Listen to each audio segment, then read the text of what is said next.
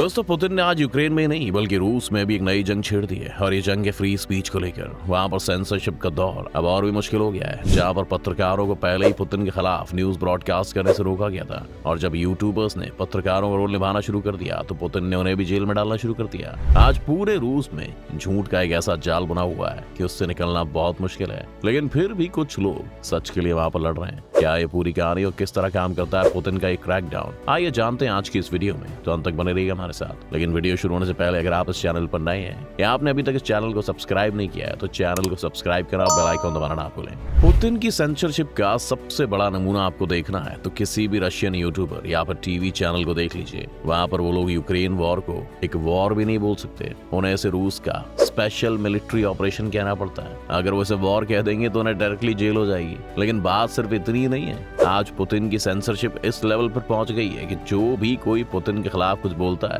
तो उसे एक लिस्ट का हिस्सा बना दिया जाता है जो पब्लिकली अवेलेबल है। इस लिस्ट को फॉरेन एजेंट्स की लिस्ट बताया गया है। तो पुतिन का कहना है कि इस लिस्ट में जिसका भी नाम है वो किसी फॉरेन गवर्नमेंट या फिर फॉरेन एजेंसी के लिए काम कर रहा है और रूस में प्रोपेगेंडा फैला रहा है। सिर्फ इतना ही पुतिन के लिए काफी नहीं था, इसलिए उन्होंने एक लॉ पास करके अब ये भी सुनिश्चित कर लिया है कि जो भी पुतिन के खिलाफ बोलेगा उसे अपनी वीडियो या फिर किसी भी सोशल मीडिया पोस्ट से पहले एक वार्निंग लिखनी पड़ेगी जिसमें उसे क्लियर करना होगा कि वो एक फॉरेन एजेंट है। अगर कोई ये वार्निंग या डिस्क्लेमर नहीं डालता है तो उसे अरेस्ट करने के लिए उस पर भारी भरकम फाइन्स भी लगाए जा सकते हैं, जिन्हें भरने में शायद उसके सारे रिसोर्सेज ही खत्म हो जाएं। लेकिन पुतिन और सेंसरशिप का साथ बहुत ही पुराना है और कई लोग इसे 2012 के री इलेक्शन से जोड़कर देखते हैं। पुतिन ने यूं तो सन 2000 में राष्ट्रपति की गद्दी संभाली थी, लेकिन रूस के लॉस के हिसाब से कोई भी व्यक्ति 2 टर्म से ज्यादा राष्ट्रपति नहीं दे सकता, इसीलिए उन्हें 2008 में रिजाइन करना पड़ा। 2008 में रिजाइन करने के बाद पुतिन ने प्राइम मिनिस्टर की पोस्ट ले ली और अपने ही प्यादे को राष्ट्रपति का पद दे दिया। लेकिन जब 2012 का साल आया तब पुतिन ने दोबारा से राष्ट्रपति का इलेक्शन लड़ा और वो जीत गए। इस जीत पर भी कई सवाल उठे थे क्योंकि बहुत से लोगों का ये मानना था कि पुतिन ने इलेक्शंस रिग किए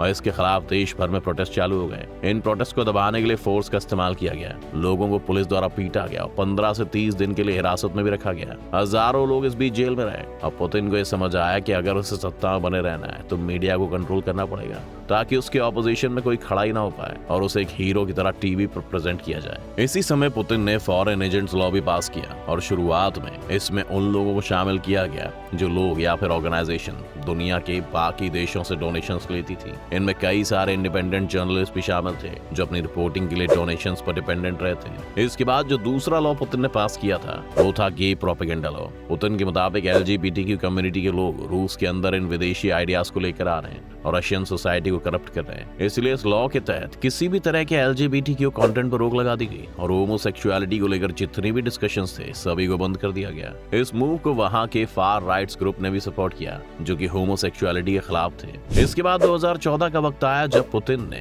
क्रीमिया पर हमला कर दिया और उसे रूस का हिस्सा बना लिया। इस एक मूव ने पुतिन की पॉपुलैरिटी को देश में काफी बढ़ा दिया। ऐसा इसलिए भी था क्योंकि पुतिन ने धीरे धीरे मीडिया को कंट्रोल करना शुरू कर दिया था। जितने भी सरकार के चैनल्स थे उन्होंने तो पुतिन की तारीफ करना ही शुरू कर दिया था, लेकिन प्राइवेट चैनल्स को भी यही एजेंडा फॉलो करना पड़ा। पुतिन के कई सारे करीबियों ने भी इन चैनल्स को खरीदना शुरू कर दिया ताकि पुतिन के लिए रास्ता आसान हो जाए। इस बीच में सिर्फ एक टीवी चैनल था जो पुतिन की बात नहीं मान रहा था और अचानक से देखा गया कि मेजर केबल कंपनीज ने उन्हें अपनी लिस्ट से हटा दिया और कोई भी रूस में उस चैनल को नहीं देख पा रहा था। रूस की 70% जनता आज भी अपनी न्यूज टीवी के जरिए ही पाती है और अब वहां पर सारा दिन पुतिन का ही प्रोपेगेंडा चलता रहता है, जिस वजह से लोगों के लिए पुतिन का विरोध करना मुश्किल होता चला गया। पुतिन ने 2016 में इंटरनेट डेटा को लेकर भी एक लॉ पास किया जिसके तहत रूस के इंटरनेट प्रोवाइडर्स को ये निर्देश दिए गए कि वो अपने यूजर्स का सारा डेटा स्टोर करके रखें और जब भी अथॉरिटीज को उनकी जरूरत हो तो उन्हें वो डेटा हैंडओवर करना होगा। इस डेटा में प्राइवेट मैसेजेस तक शामिल थे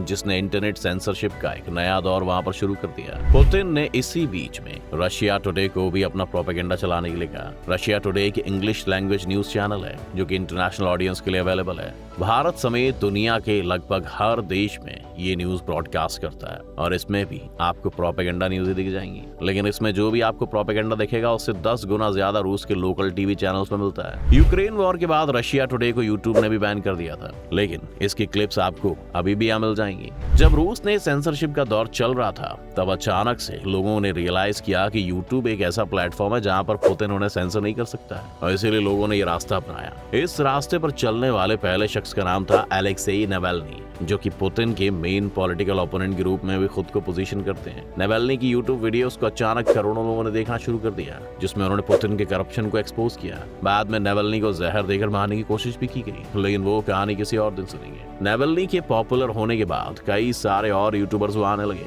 बहुत सारे जर्नलिस्ट ऐसे भी थे जिन्हें पुतिन के खिलाफ बोलने के लिए नौकरी से निकाल दिया गया था, या फिर उन्होंने खुद ही दबाव नौकरी छोड़ दी थी। अब ये सभी जर्नलिस्ट भी यूट्यूब चैनल्स बनाकर पब्लिक को अवेयर करने लगे थे। यूं तो वहाँ यूट्यूब पर रशिया के प्रोपेगेंडा चैनल्स के भी अकाउंट हैं, लेकिन उनकी वीडियो से पहले डिस्क्लेमर नहीं आता है कि वो फॉरेन एजेंट्स हैं। इसी वजह से कई समझदार लोगों को पता चल गया है कि एक जोक बन गया है कि जिनके आगे फॉरेन एजेंट वाला डिस्क्लेमर नहीं है, समझ लीजिए कि वो झूठ बोल रहे हैं। लेकिन सेंसरशिप की हदें बहुत बढ़ चुकी थी। एक रशियन आउटलेट ने जब अलेक्सेई नावल्नी के साथ एक इंटरव्यू पब्लिश किया तो उसके लिए भी उन पर 2 करोड़ रुपए का फाइन लगा दिया गया, और इस फाइन को भरने के लिए उन्हें पब्लिक से डोनेशन लेनी पड़ी। अब रशियन यूट्यूब पर कई सारे चैनल्स हैं जिनके सब्सक्राइबर्स मिलियंस में, और ये लोग फॉरेन एजेंट वाला डिस्क्लेमर यूज करने के बाद ऑपोजिशन लीडर्स या फिर बाकी इंटेलेक्चुअल्स के साथ इंटरव्यू करके पब्लिश किया करते हैं, और यही इन लोगों का विरोध व्यक्त करने का एकमात्र जरिया है। कई लोगों को ये भी डर लगता है कि शायद एक दिन पुतिन इसको भी बंद कर दे, लेकिन ऐसा करना बहुत मुश्किल है। इसके 2 बड़े कारण। पहला बड़ा कारण तो यही है कि आज यूट्यूब वहाँ रशिया के लोगों की लाइफ का हिस्सा बन गया है, जिस वजह से इस तरह का कदम बैकफायर कर सकता है और पब्लिक ओपिनियन को बदल सकता है। दूसरा कारण ये है कि पुतिन को भी यूट्यूब की जरूरत है, क्योंकि यंग लोग ज्यादातर इन्फॉर्मेशन अब वहीं पर कंज्यूम करते हैं। इसलिए पुतिन की प्रोपेगेंडा चैनल की यूट्यूब प्रेजेंस बहुत इंपॉर्टेंट है। इसके अलावा कई सारे यूट्यूबर्स ऐसे भी हैं जो इन लोगों का फायदा उठाने के लिए पुतिन का प्रोपेगेंडा अपने आप ही प्रोपेगेट करते रहते हैं, ताकि उनका सब्सक्राइबर बेस बना रहे।